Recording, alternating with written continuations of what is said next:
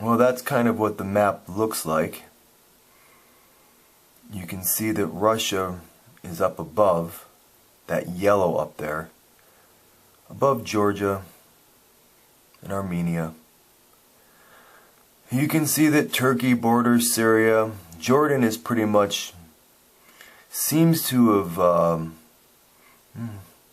given up on the idea of expelling Assad from Syria. And you can see that Iraq borders Syria further to the east. Iran isn't far away. And of course there's Israel. Lebanon is around there.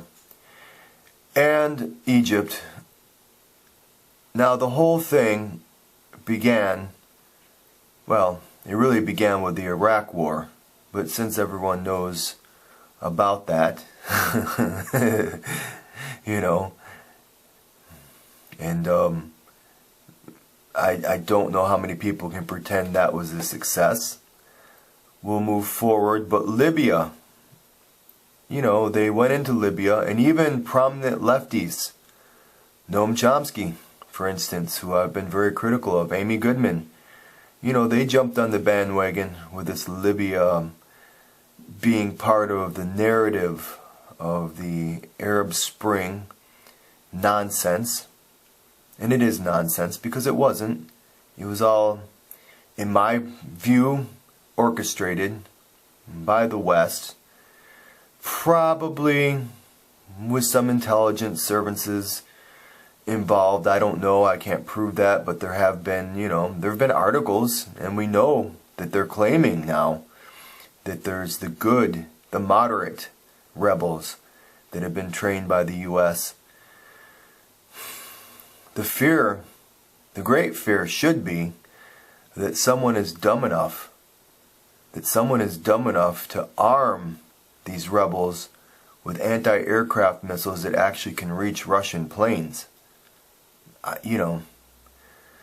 But to back up just a little bit, the idea really is that Russia is fighting. This is because Americans don't really know this. Americans look at Syria and they really don't know what's happening.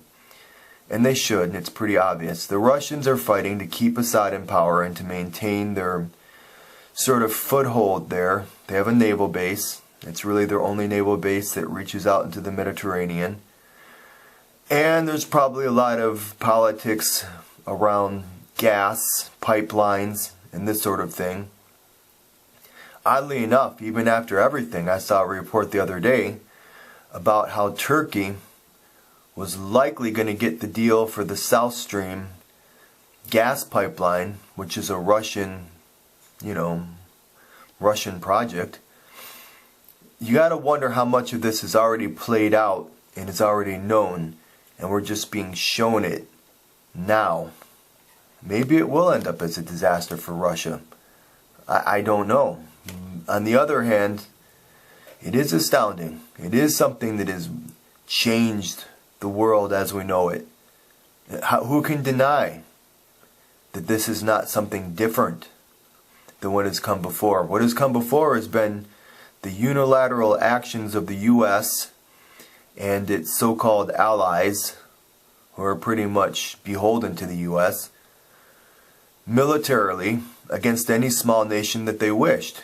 Well, now things are a little bit different because the Russians have intervened and have decided that they will intervene after more than a decade, much more than a decade, 20 years maybe, more than that, of not intervening, of allowing all this.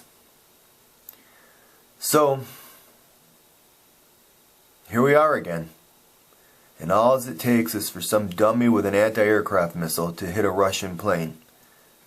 Then what?